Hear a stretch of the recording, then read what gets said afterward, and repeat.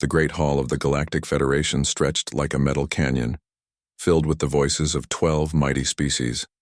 Elder Corvain floated in his water-filled breathing apparatus, watching the beings who held the fate of his people in their claws, tentacles, and mechanical appendages.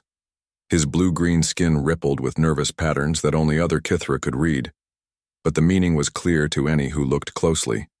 He was terrified. The massive screen above the council chamber showed images that made even the coldest hearts pause. Narration Prime burned in the light of its dying star. Solar flares reached out like hungry fingers, already turning the outer atmosphere into a boiling soup of radiation. The beautiful blue oceans where 12 million Kithara lived and loved and raised their young would soon become steam, then nothing at all. Honored Council, Elder Corvain spoke through the translation device that turned his musical water sounds into the harsh common tongue of space. My people face extinction. Our star dies and takes our world with it. We have perhaps 6 months before the end comes. Council leader Vorthak of the Saurian Empire leaned forward on his massive throne. His scales were dark green like old copper, and his yellow eyes held no warmth. We have reviewed your request for evacuation assistance. The cost analysis is complete. High Counselor Zephys spoke next, her crystalline form catching the light and throwing rainbow patterns across the chamber walls. The Vectani were beings of living crystal, cold and calculating in all things. The economic impact of relocating 12 million Kithara exceeds their projected contribution to Federation resources by a factor of 7.4.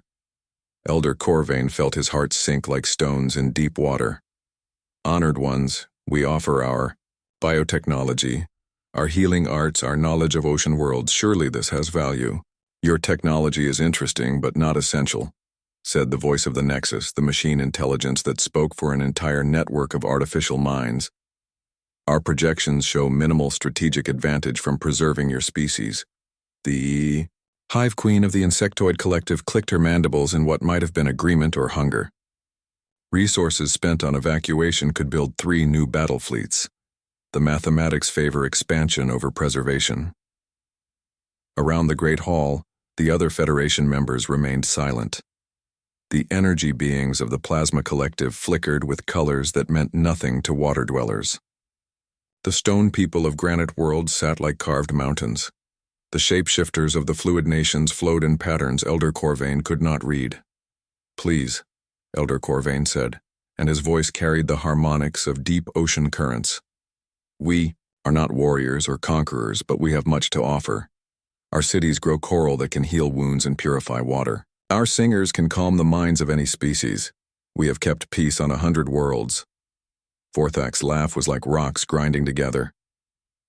Peace is a luxury for those strong enough to enforce it. You have no warships, no battle stations, no weapons that could threaten a patrol craft. What protection do you offer the Federation? We offer healing, Elder Corvain said desperately. We offer wisdom. We offer the songs that connect all living things. Sentiment, Zephys replied, her crystal body ringing like a broken bell. The universe operates on efficiency. Resources flow to those who can use them best. Your people had thousands of years to develop defenses against stellar instability. You chose art over armor, songs over shields. We chose beauty over destruction, Elder Corvain whispered. And now you die for that choice, Vorthak said with finality. The Federation cannot waste resources on failed evolutionary paths. Some species survive, others do not. This is natural law. Elder Corvain looked around the chamber at faces that might as well have been carved from stone. The Dulari, small and scholarly, kept their eyes down. The artistic Vetar shifted colors and patterns that spoke of sadness but also helplessness. The nomadic rimrunners said nothing, their environmental suits hiding whatever expressions they might have worn. What of mercy? Elder Corvain asked. What of compassion for those who cannot defend themselves? Weakness, the Hive Queen clicked. Evolution removes weakness. Your inability to militarize is your failure. The strong survive, the weak perish, Vorthak agreed. This has been true since the first cell consumed the second in the ancient seas of every world. Elder Corvain felt the weight of 12 million lives pressing down on his shoulders like the deepest ocean pressures. He had been chosen to speak for his people because he understood the minds of air breathers better than most Kithara. Now that understanding brought only despair. We had hoped, he said quietly, that intelligence might have evolved beyond such brutality. Intelligence creates efficiency, Zephys replied. Emotion creates waste. Your people are emotional creatures who value individual lives over species survival. This makes you weak. We value all life, Elder Corvain said. Is this not strength? It is death, Vorthak answered. And death comes to Narion Prime whether we help or not. The Federation votes to deny assistance. The vote was swift and merciless. 12 species voted and 12 species chose to let the Kithara die. Elder Corvain listened to each voice condemn his people to extinction, each reason why 12 million lives were worth less than the cost to save them. The decision is final, Vorthak announced. The Kithara are no longer under Federation protection. Their world is not our responsibility. Ships, personnel, and resources will not be allocated for evacuation. Elder Corvain floated in his water chamber, feeling older than the ancient corals of home. Around him, the great powers of the galaxy returned to discussions of trade routes and territory disputes and military budgets. His people had become invisible, already counted among the dead. He pressed his webbed hand against the transparent wall that separated him from the air-breathing species. Through the barrier, he could see Vorthak already deep in conversation about mining rights in some distant system. The lives of 12 million Kithara were less important than rocks floating in space. As the council session ended, Elder Corvain made his way slowly back to his ship. The Kithara vessel was small and beautiful, grown from living coral that pulsed with bioluminescent patterns. Compared to the massive warships of the Federation, it looked like a child's toy. Inside, his aid-flowing current waited with news from Homer. The star grows angry, she said in their liquid language. The ocean cities report increasing radiation. The youngest ones ask when the sky swimmers will come to carry us to new seas. Elder Corvain could not bring himself to tell her that no sky swimmers would come, that they would die as they had lived, alone in the vast ocean of space, with only each other for comfort in the final darkness. Instead, he composed a message to send on all frequencies, a song of his people that spoke of flowing water and shared currents, of life that reaches always toward life. Perhaps somewhere in the galaxy, someone would hear and understand what was being lost when the Kithara joined the silence between the stars. Captain Kim Daeho stood on the bridge of the exploration vessel Indomitable Spirit and watched the stars wheel slowly past the viewport. Earth was 6 months behind them now, and the deep frontier stretched ahead like an endless ocean. His crew had volunteered for this mission knowing they might not see home for years, but someone had to map the outer territories where humanity might someday expand. The bridge was small compared to the massive command centers of Federation ships, but it felt more alive somehow. Lieutenant Commander Park Mi-jin worked at her tactical station, running scenarios and updating star charts. Her dark eyes missed nothing, and her mind could calculate jump trajectories faster than most computers. Chief Engineer Lee Dongwoo moved between stations, checking systems with the careful attention of someone who knew that in deep space, a small problem could become a deadly one in minutes. At the communications array, Nam Hoseok monitored the endless chatter of space traffic. Most of it was routine. Cargo manifests, patrol reports, the boring business of keeping a galactic civilization running. But sometimes he caught fragments of something more interesting, conversations between species that thought no one was listening. "Captain," Nam Hoseok called out, his voice carrying a strange note.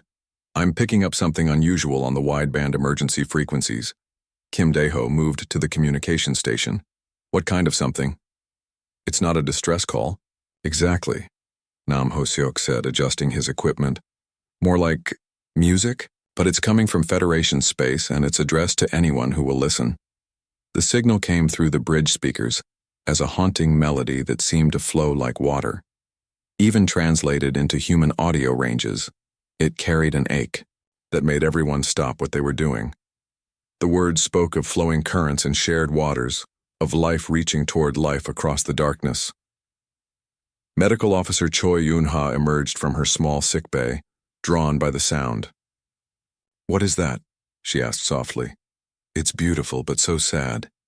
Nam Ho-seok worked his translation programs, parsing the message through databases of known languages. "It's from something called the Kithara. I'm getting fragments. Something about their son dying, their world ending. They're asking for help." Park Mi-jin pulled up star charts on her tactical display. The Kithara system is deep in Federation space. If their star is going critical, the Federation will handle evacuation. "Keep listening," Kim Dae-ho ordered. Something about the message troubled him.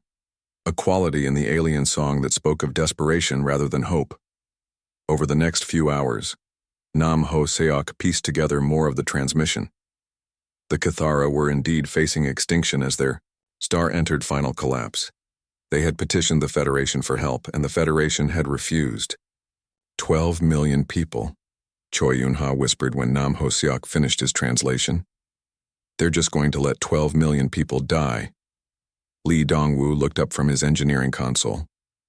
"The Federation has evacuation fleets that could move entire planets if they wanted to. Why would they refuse?" "Because the Kithara aren't useful enough," Park Mi-jin said, her voice flat with understanding. "No military value, no strategic resources, no political power. The Federation only protects what benefits the Federation." Kim Dae-ho felt something cold settle in his stomach. He had served in the human colonial fleet for 15 years, had seen what happened to species that couldn't defend themselves. Humanity itself existed on the edges of Federation space precisely because they were considered too primitive and emotional to be full members. "How long do they have?" he asked. Nam Ho-seok checked the astronomical data embedded in the message. 6 months. Before the star makes their world uninhabitable, maybe less. "And how far away are they?" Park Mi-jin was already calculating. 2 months at maximum burn, but Captain, we're one ship with a crew of 40.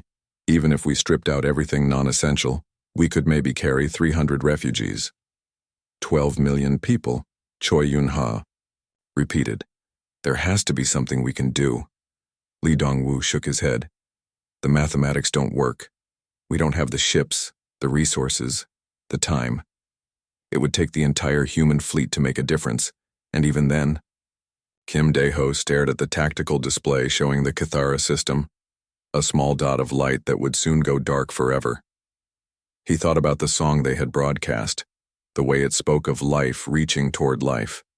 How many species had gone, silent in the galaxy because no one thought they were worth saving? "Sir," Park Mi-jin said quietly, "what are your orders?"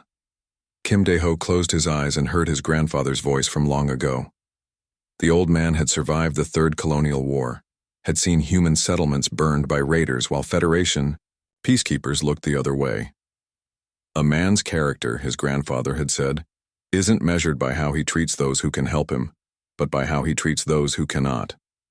"Set course for Earth," Kim Dae-ho ordered. "Maximum burn." "Earth?" Lee Dong-woo looked confused. "Sir, that's 4 months round trip. By the time we get back..." "We're not coming back," Kim Dae-ho said. "Nam Ho-seok, get me an emergency channel to Colonial Command. Park Mi-jin, I need you to calculate exactly what it would take to evacuate. 12 million people from an unstable system. Captain," Park Mi-jin said carefully, "are you talking about mounting a rescue operation?" "I'm talking about doing what the Federation won't do," Kim Dae-ho replied. "Choi Yun-ha, start researching Kithara biology. If we're going to carry their people, we need to know how to keep them alive." Choi Yun-ha smiled, and it was like sunlight breaking through clouds. "Already on it, sir." The bridge fell silent except for the hum of systems and the distant song of the Kithara still playing through the communications array.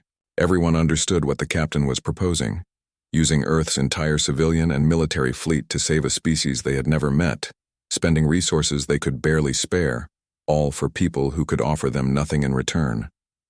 "The government will never approve it," Park Mi-jin said finally. "Maybe not," Kim Dae-ho agreed, "but we have to try. Someone has to stand up and say that 12 million lives matter, even if they're not human lives. Nam Ho-seok looked up from his communications console. I'm getting more transmissions from Federation space. Other species talking about the Kythera situation. Most seem to think it's amusing that such a peaceful race chose songs over weapons. Let them laugh, Lee Dongwoo said, his voice hard. My grandmother always said that you judge a civilization not by how it treats its equals, but by how it treats those who need help. The indomitable spirit changed course, its engines burning bright against the star field as it raced toward Earth. In the cargo hold, Kim Dae-ho activated an emergency beacon that would reach human space in days rather than months. The message was simple. 12 million innocent people were about to die and only humanity seemed to care. Behind them, the Kythera's song continued to play across the empty spaces between stars, a melody of hope fading into despair. But now, it had listeners who understood what it meant to be abandoned by those with power, and who had decided that sometimes the right thing to do was also the impossible thing to do. The question was whether the rest of humanity would follow their lead, or whether the Kythera would sing their last song to an empty galaxy that had already forgotten their names. The emergency session in the Colonial Assembly Hall on Earth lasted 3 days and 2 nights. President Kang Min-ho stood at the center of the Great Chamber, while representatives from every human world argued about the impossible request that had come from deep space. On the massive screens, they could see the Kythera's dying star growing brighter and more unstable with each passing hour. Admiral Yoon Soo-jin commanded the colonial fleet, and her voice carried the weight of military experience. We're talking about committing every ship we have to save a species we've never met. The Federation abandoned them for good reason. The cost is too high. The cost in ships and fuel, President Kang Min-ho replied, or the cost in lives? Both, Admiral Yoon said bluntly. We have 43 military vessels and maybe 200 civilian transports capable of deep space travel. Even if we strip every cargo hauler and passenger liner in human space, we're looking at moving 12 million beings across Federation territory while their star explodes behind us. Representative Won Ji-hoon from the Mars colonies leaned forward. And what do we get in return? The Kythera have no military alliance to offer, no trade goods we need.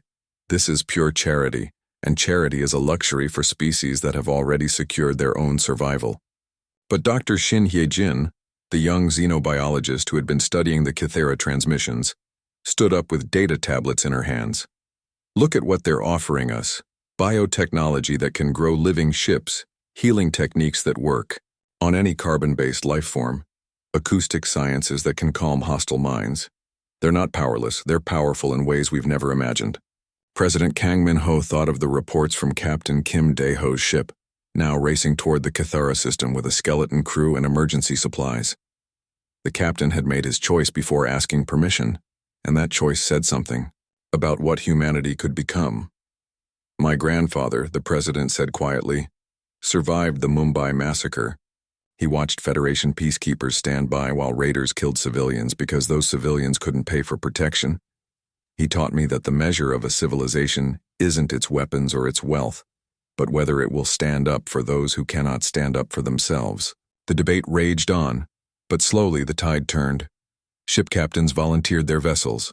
Civilian corporations offered their cargo haulers. Families donated their personal craft. The Mars colonies pledged their industrial fabricators to modify ships for aquatic passengers. The asteroid miners offered their expertise in rapid space construction. Within a week, the largest fleet in human history was gathering in Earth orbit. Military destroyers flew alongside luxury yachts. Cargo haulers traveled next to research vessels. Admiral Yoon Soo-jin looked at her tactical displays and shook her head. This isn't a fleet, she said. This is controlled chaos. But it was, moving toward the Kythera system at maximum burn, carrying hope to a species that had been abandoned by the galaxy. Captain Kim Dae-ho arrived at Narration Prime 4 days before the main fleet, and what he saw made his heart ache. The beautiful blue world was already showing signs of stellar damage. Atmospheric storms raged across the surface as radiation from their dying star began to strip away the protective layers that had shielded the Kythera for millions of years. Elder. Corvain met him in orbit aboard a living ship that pulsed with bioluminescent patterns. The Kythera leader floated in his water-filled chamber, his blue-green skin showing colors that Kim Daeho's translator said meant confusion and desperate hope. "You came," Elder Corvain said through the translation device. "We sent our song to the empty spaces, not expecting answer." "Someone was listening," Kim Daeho replied. "We're going to get your people out of here." "All of them?"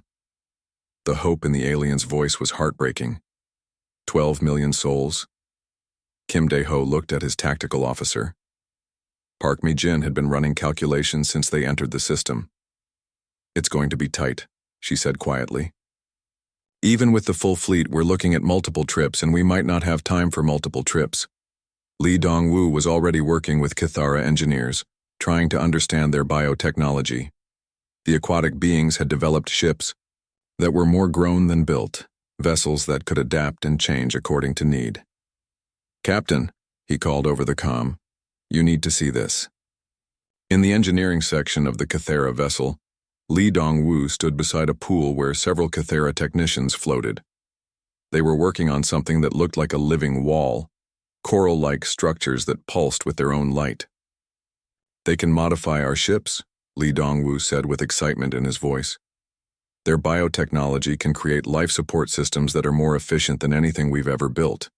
We could double, maybe triple our passenger capacity." Elder. Corvain swam closer. "But it requires trust," he said. "To merge our biology with your technology, we must work together in ways no species has ever attempted." Kim Daeho didn't hesitate. "Tell us what you need." The next few days were controlled chaos as human and Kythera engineers worked together. Lee Dong-woo found himself thinking in ways he had never imagined as the aquatic beings showed him how to grow technology instead of building it.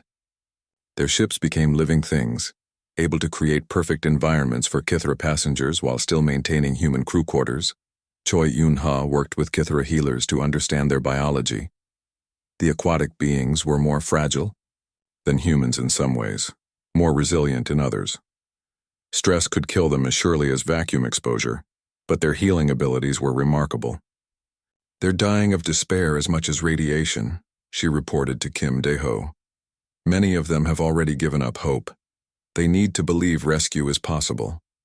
Nam Hoseok established communication networks between the human fleet and Kythera, population centers. The aquatic beings had never worked with species so different from themselves, but somehow they found ways to bridge the gap between water song and air speech. As the main human fleet arrived, Admiral Yoon Soo-jin looked at her impossible task. Every ship was packed beyond safe limits with Kythera refugees.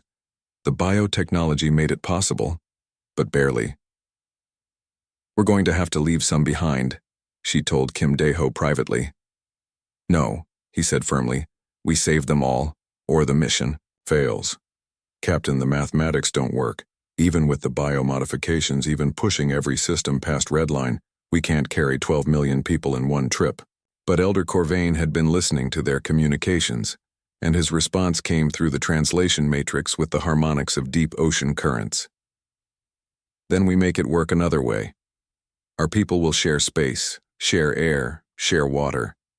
We have done this before in the deep places of our world when the currents failed. Park Mi-jin ran the new calculations. They're talking about packing passengers at levels that would kill most species, but their biology might handle it for a short time." "How short?" Kim Daeho asked. "Days, maybe a week. After that, they start dying from the crowding stress." Mirror. Daeho looked at the tactical display showing their dying star growing brighter and more unstable. They had perhaps 2 weeks before Narration Prime became uninhabitable, and the nearest safe systems were 3 weeks away, even at maximum burn. "Then we make the impossible journey," he said. "Full burn, no stops, and pray that human engineering and Kythera biology can keep everyone alive long enough to reach safety." The evacuation began as the star behind them started its final death throes. The Federation Council watched the evacuation of Narration Prime with what could only be described as amused contempt. On the great screens in the assembly hall, they could see the chaotic human fleet struggling to load millions of aquatic refugees, while their star grew brighter and more dangerous with each passing hour. Council leader Vorthak laughed, a sound like grinding stone. Watch the primitive humans destroy themselves for strangers. This is why they will never be civilized enough for full Federation membership. High Counselor Zephys performed rapid calculations, her crystalline form pulsing with cold light. Humanity is expending 67% of their total fleet capacity on this hopeless gesture.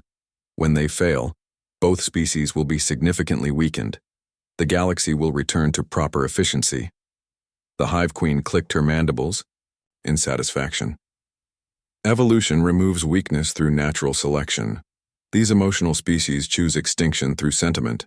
The strong species observe and learn. But not everyone in the galaxy was laughing. In the outer territories, smaller species that had never been granted Federation membership watched the human rescue attempt with growing interest. The scholarly Dulari monitored every transmission from the evacuation zone.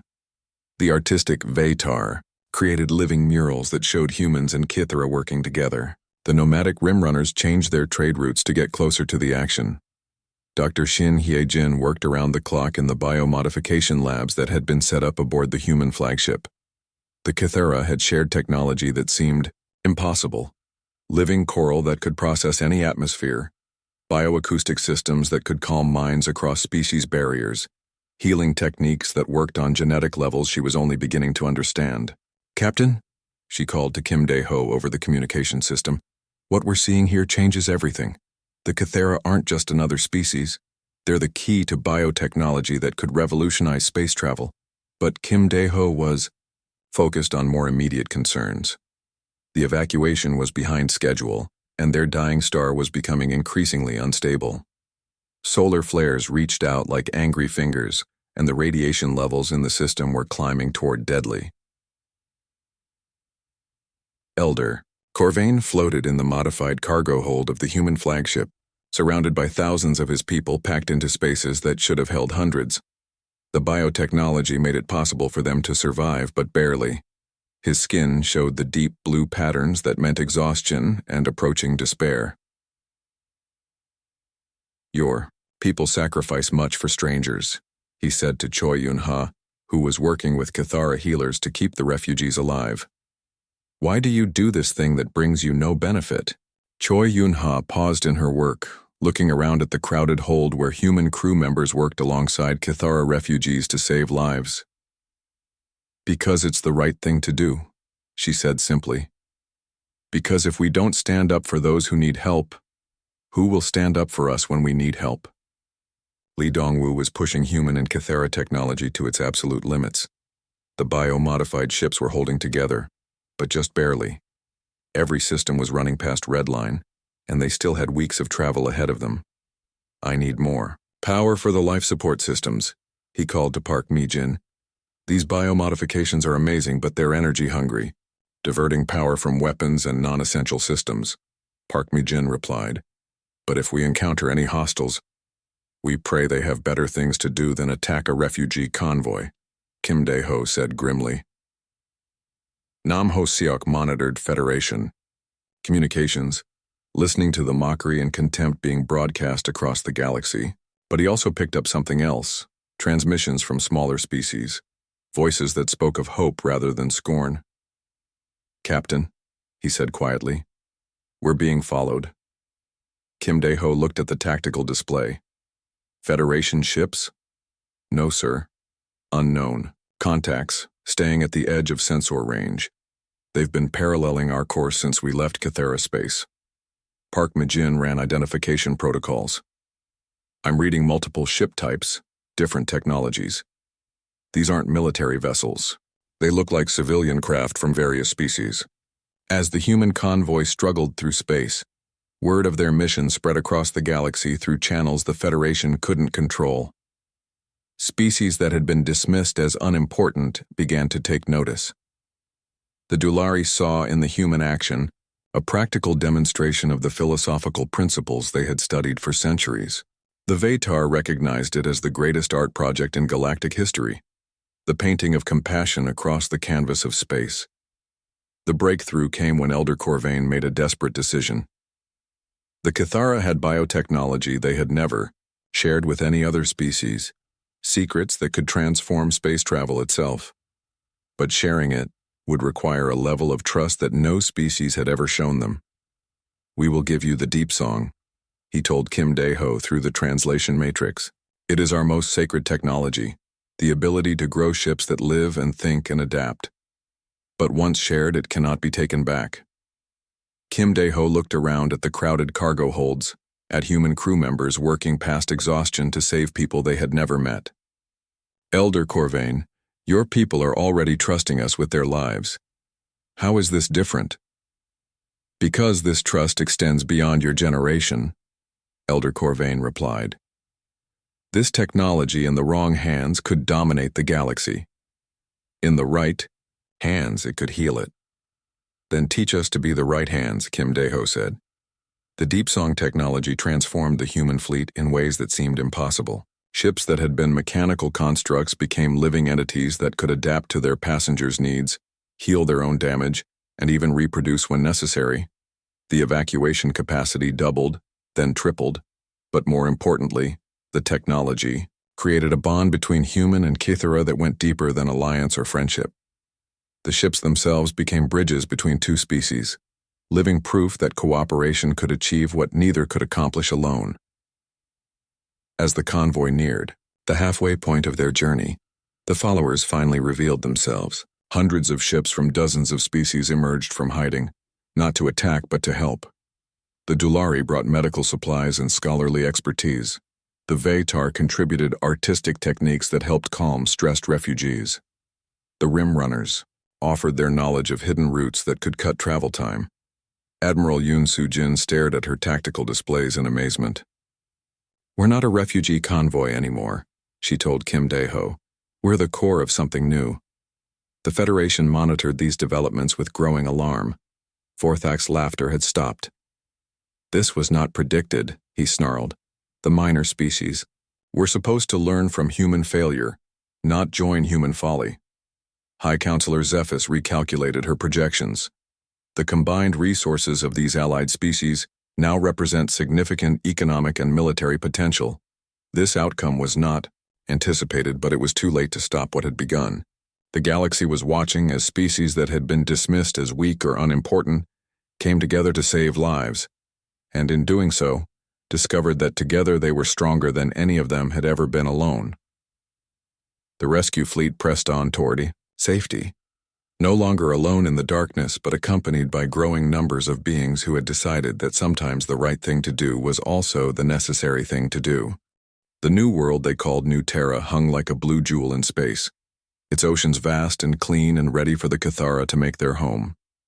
The evacuation fleet had arrived 3 days before the final death of Nerion Prime, carrying every single Cathara refugee to safety. 12 million lives saved, not through superior firepower or advanced technology alone, but through the simple decision that every life had value. Captain Kim Dae-ho stood on the observation deck of the orbital station that was growing above New Terra, watching Cathara biotechnology merge with human engineering to create something neither species could have built alone. The living coral structures pulsed with their own light, creating perfect environments for both air breathers and water dwellers. Elder Corvain floated beside him in a tank that had been modified with human technology and Cathara biosystems. The old diplomat's skin showed patterns of deep gratitude, mixed with something that could only be called wonder. "Your people gave us more than life," Elder Corvain said through the translation matrix. "You gave us the knowledge that we were worth saving." "You gave us something too," Kim Dae-ho replied.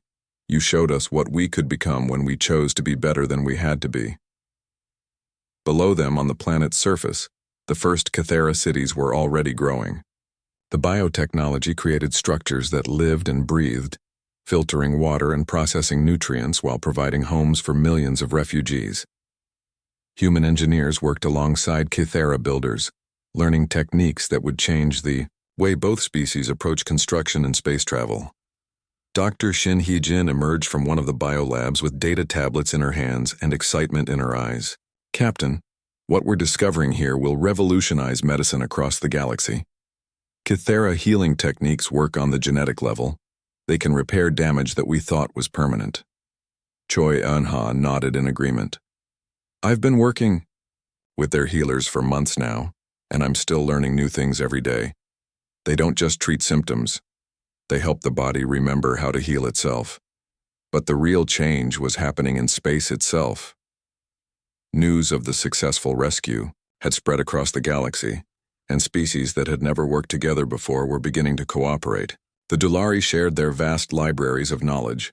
The Vatar created artworks that could communicate across species barriers. The Rim Runners opened trade routes that connected distant worlds. President Kang Min-ho arrived on New Terra aboard the diplomatic ship Harmony, accompanied by representatives from 37 different species. The gathering was unprecedented. Never before had so many different forms of life come together for peaceful purposes. We reject a universe built on abandonment, President Kang announced to the assembled delegates. Today we establish the Compassionate Alliance, not for the strong to dominate the weak, but for all to lift each other up. The Federation Council watched these developments with growing alarm. In their great hall, Council Leader Vorthak paced like a caged predator while High Counselor Zephys ran calculations that showed their worst fears coming true. The minor species are uniting, Vorthak snarled. This alliance threatens the natural order. The weak should serve the strong, not band together to challenge their betters. The combined resources now represent 43% of galactic economic output, Zephys reported, her crystalline form flickering with agitation. Their technological sharing increases their individual capabilities exponentially. This alliance grows stronger with each new member.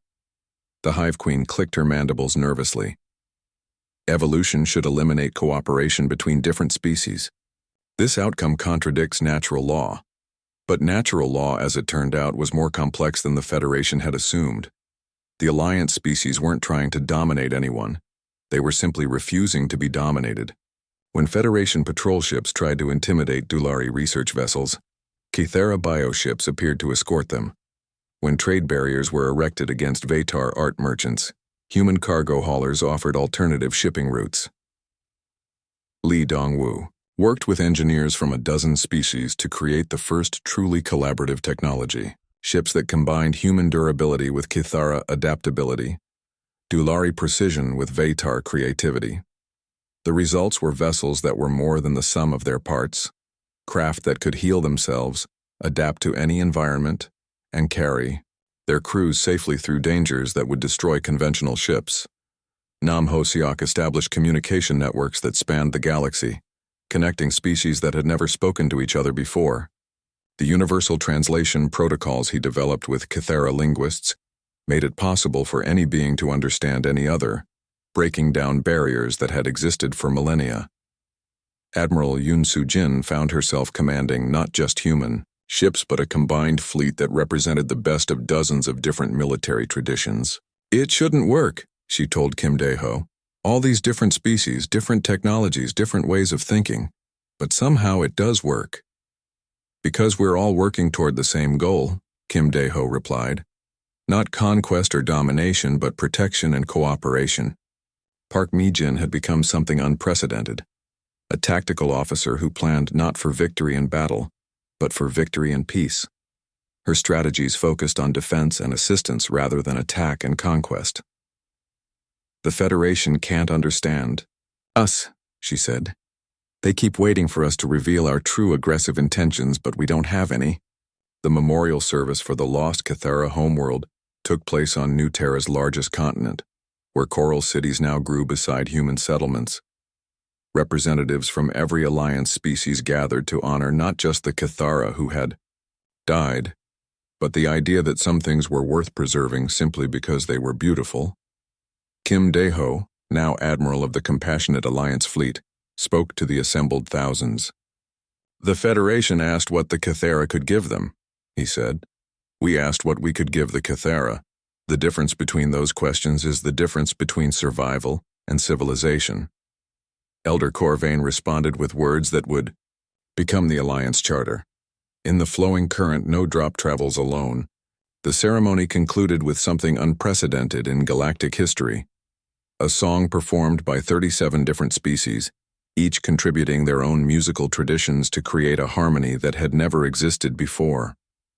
Human voices blended.